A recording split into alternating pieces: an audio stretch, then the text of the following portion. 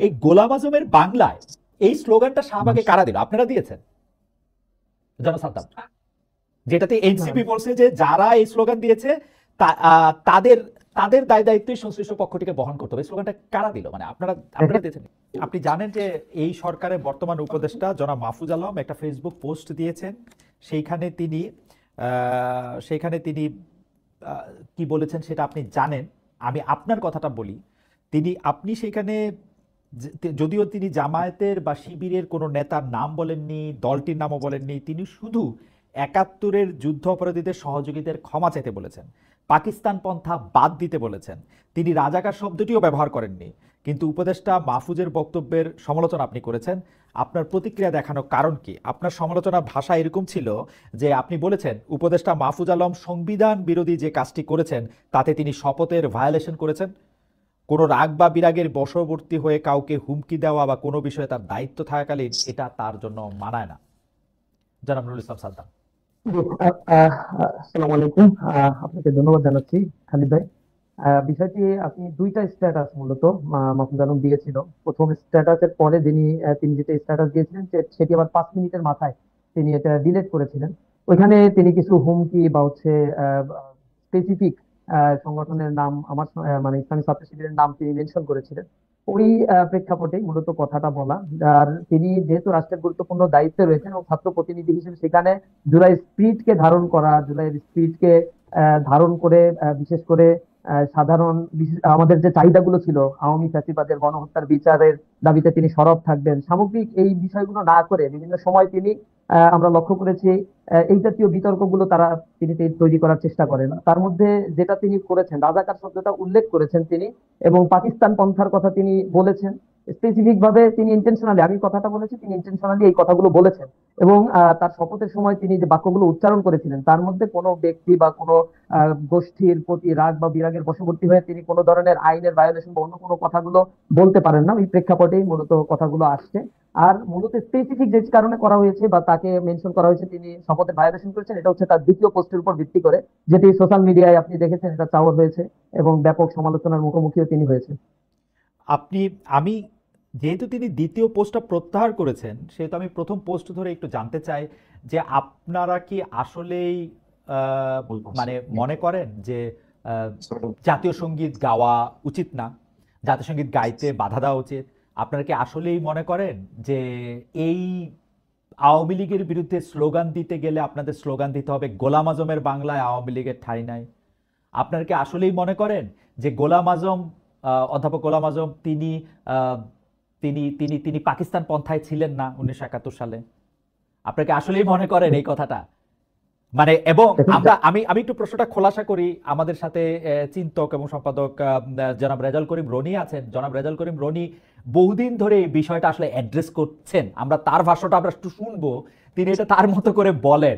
এখন তিনি যেহেতু ফিলোসোফার এবং আমি কি বলবো, যে চিন্তকরা তো আলাদা করে বলেন, আমি একটু মাঠের লোক হিসেবে আপনার কাছে আমরা একটু জানতে চাইছি মানে আপনার চিন্তাটা আসলে কি এখানে? আমরা এমনিতে শুনে থাকি যে ইসলামী ছাত্র শিবির আসলে 1971-এর পরেই যারা ইসলামী ছাত্র শিবির করতেছে তারা 1971-এর আগে কারো জন্ম হয় নাই, তারা আসলে 71 বাংলাদেশ এসব বাস্তবতাগুলি ধারণ করেন। কিন্তু ফ্যাক্ট রিমেন্স যে যখন এই সব স্লোগান অন্য কারণে দেখা যায় এবং এবং মাহফুজের প্রতি, উপদেষ্টা মাহফুজের প্রতি বড় আক্রোশটা দেখা যায় একটা কারণে, যে তিনি বারবার জামায়াতের ক্ষমা চাওয়ার কথা বলেন, তার রোলটা ক্লিয়ার করার কথা বলেন, তখন তিনি সকলের শত্রুতে পরিণত হন। এই ব্যাপারটা এরকম কেন? যেন সাদ্দাম আপনি যদি আমাদেরকে একটু ব্যাখ্যা করতেন। আমার আমার বক্তব্যে তার প্রতি খুব বেশি ক্ষোভ প্রকাশ করেছি বিষয়টা এরকম তো না। আমাকে সাংবাদিকরা প্রশ্ন করেছে, আমি বলেছি তিনি যে কথাটা বলেছেন সেই কথাটা ঠিক বলেননি। আমাকে বলেছেন না জামাতকে বলেছেন না বিএনপি কে বলেছেন সেটা আমার কোনো প্রশ্ন ছিল না বা অনুসন্ধানের কারণও ছিল না। তিনি পাকিস্তান পন্থার কথা বলেছেন, আবার তিনি রাজাকারের কথাগুলো বলেছেন। এই শব্দগুলো তো রাজনীতিবিদদের বা রাজনৈতিক বক্তব্য রাজনৈতিক প্ল্যাটফর্মে বলাটাই শোভনীয়, এটা আমি মনে করেছি।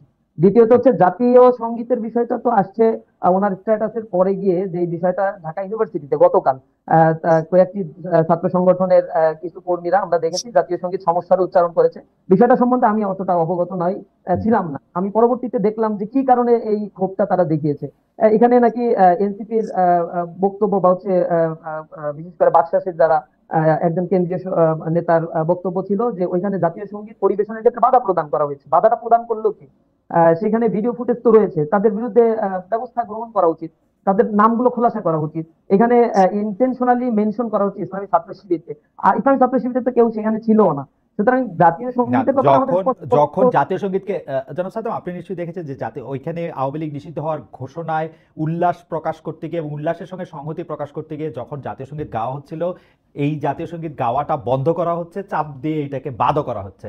এবং আমরা কিন্তু আগেও দেখেছি জামায়াতের যে সাবেক আমির জনাব গোলাম আজমের ছেলে, তিনি কিন্তু এই জাতীয় সঙ্গীত বাতিল করার কথা বলেছেন শিবিরের পক্ষ থেকে। এবং জামায়াতের আমিরের যে ছেলে অবসরপ্রাপ্ত ব্রিগেডিয়ার জনাব আজমি, তিনি তিনি তিনি যে স্ট্যাটাস দিয়েছেন, সেই স্ট্যাটাসের ব্যাপারেও একটু আপনাদের মন্তব্য আমরা একটু শুনতে চাই। যে তিনি বলেছেন যে কিন্তু আমরা তো আসলে সাক্ষ্য প্রমাণই দেখছি যে তিনি আসলে বাংলাদেশের পক্ষেই ছিলেন না, তার পন্থাটাই পাকিস্তান পন্থা ছিল। আপনি পত্রিকা দেখলেও দেখবেন, সবকিছুর ক্ষেত্রেই দেখবেন, যেটার ক্ষেত্রে তো তিনি কখনো এটা অস্বীকার করেনও নাই যে তিনি যে পাকিস্তান পন্থার লোক ছিলেন। এটা এটা তার পার্সোনাল ওপিনিয়ন, এবং জামাত ইসলাম ব্যাপারে ব্যাপারে ক্লিয়ার করেছে তিনি ইসলামী ছাত্র শিবিরের কেউ না, ছিলেন না। এই কারণে তার ব্যক্তিগত মতামতের ব্যাপারে আমার কোনো বক্তব্য দেওয়াটা শোভনীয় নয়।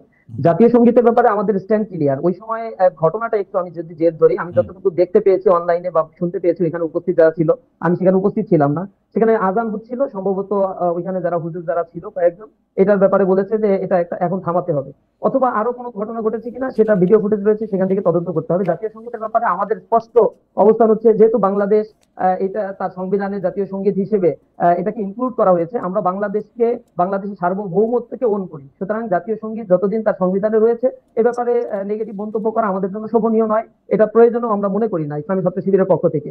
দ্বিতীয়ত হচ্ছে জাতীয় সঙ্গীতটা নিয়ে যেহেতু দীর্ঘদিনের এই বাংলাদেশের প্রেক্ষাপটে বিভিন্ন মতের কথাগুলো রয়েছে, 1905 সালের প্রেক্ষাপটে জাতীয় সঙ্গীতটা রচনা করা হয়েছে। এই জাতীয় সঙ্গীতের বিতর্গত মানে এর সুর ধার করা বা নানান ধরনের কথা এখানে রয়েছে। সেই বিষয়গুলোতে আমি ব্যক্তিগতভাবে মনে করি, যদি প্রয়োজন মনে করে এই রাষ্ট্র, তাহলে রাষ্ট্রের এটা দায়িত্ব যে জনসাধারণের সেন্টিমেন্ট যাচাই বাছাই করে এই জাতীয় সঙ্গীত, যেহেতু সবাইকে ওন করতে হবে, একটা জাতীয় সঙ্গীত একটা ইউনিটি তৈরি করে। আপনার কার কার কথা জানা আছে ইসলামী ছাত্র শিবির বাদে যারা জাতীয় সঙ্গীত ওন করতেছেন এই সময়, হিসাবে মানে দল হিসাবে? ইসলামী ছাত্র শিবির ওন করছে না এটা তো আমি বলি নাই। ইসলামী ছাত্র শিবির যেহেতু এটা সংবিধানে রয়েছে, অবশ্যই আমরা ওন করবো। বাংলাদেশের সংবিধান ওন করছি, সার্বভৌমত্বকে ওন করছি। আমি ফেসবুকে দেখতে পাচ্ছি বা বিভিন্ন লেখালেখি অনেক আগে থেকেই চলছে জাতীয় সঙ্গীত সংক্রান্ত বিষয়। সুতরাং জাতীয় সঙ্গীতের ব্যাপারগুলো নিয়ে যারা, আমার মনে হয় যে এই ব্যাপারটা জনাব সাদ্দাম আপনার বক্তব্য পরিষ্কার। আপনি মনে করেন যদি জাতীয় সঙ্গীত নিয়ে কারো কোনো আপত্তি থাকে, সেই আপত্তি যদি জনগণের আপত্তি হয়, সেটা যাচাই বাছাই করে এটা পরিবর্তন করাই যেতে পারে, বা এটা পরিবর্তন করলেও কোনো অসুবিধা নেই, সেটা আমি পরিষ্কার। আমি একটু জনাব মাহফুজের বক্তব্যে একটু ফিরে আসবো, তার আগে আমি একটু জনাব রনির সাহায্য চাই। জনাব রনির কাছে আমি যেতেও চাই, কিন্তু আমি শুধু এইটা একটু একটা নোকতা একটু দিয়ে রাখি। প্রথমত হচ্ছে কোনো ব্যক্তির নাম নিয়ে স্লোগান দেয়া ইসলামী ছাত্র শিবির তার কোন প্রোগ্রামে কোনো মিছিলে দিয়েছে এরকম কোনো প্রমাণ আপনি দেখতে পারবেন না। আমরা কোনো ব্যক্তির কোথায় বিশ্বাস করি না। দ্বিতীয়ত হচ্ছে এই বাংলা অধ্যাপক গোলাম আজমের কি শেখ মুজিবের কি জিয়াউর রহমানের, আমরা মনে করি এই বাংলাটা হচ্ছে বাংলার আপামর সাধারণ মানুষের, যারা এখানে জন্মগ্রহণ করেছে, দেশের পক্ষে কাজ করছে, দেশের সার্বভৌমত্বকে যারা ওন করে, তারাই হচ্ছে এই বাংলার মানুষগুলো। সুতরাং কোন স্পেসিফিক মানুষের বাংলা বা স্পেসিফিক ভাবে এই স্লোগানগুলোতে আমরা ধারণ করি না, বিশ্বাস করি না। দ্বিতীয়ত হচ্ছে জামাত ইসলামীর ওইখানে যারা ওইখানে আপামর ছাত্র জনতা সাধারণ মানুষ অংশগ্রহণ করেছে, রাজনৈতিক দলের নেতাকর্মীরা অংশগ্রহণ করেছে। যেহেতু গোলাম আজম তিনি এই দেশের স্বীকৃত নাগরিক, রাষ্ট্র কর্তৃক তাকে স্বীকৃতি প্রদান করা হয়েছে, তিনি বাংলাদেশের নাগরিক, সুতরাং তিনি জামাত ইসলামের আমির ছিলেন। জামাত ইসলামের যারা এখানে উপস্থিত ছিলেন তাদেরকেও আবেগের বশবর্তী এই বক্তব্য দিতে পারে। জামাতের কোন আপনি বলছেন যে ব্যক্তি নাম ধরে কোন স্লোগান জামায়াত শিবির এরা দেয় না, আবার বলছেন আবেগের বশবর্তী হয়ে দিতে পারে। এটা কে দিয়েছে, মানে আপনার কি জানা আছে? না, আমার জানা নেই। আপনারা পার্টির মধ্যে এটা নিয়ে কথা বলেছেন যে এরকম একটা স্লোগান কে দিল, ওই মুহূর্তে এই স্লোগানটা দেওয়ারই বা দরকার কি ছিল? আমি ছাত্র শিবিরের পক্ষ থেকে দেওয়া হয়নি, এবং আমি সেখানে পার্সোনালি উপস্থিত ছিলাম না। যতটুকু খোঁজ খবর নেওয়ার চেষ্টা করেছি, কে দিয়েছে এই ব্যাপারে কোনো তথ্য আমরা পাইনি। ওকে।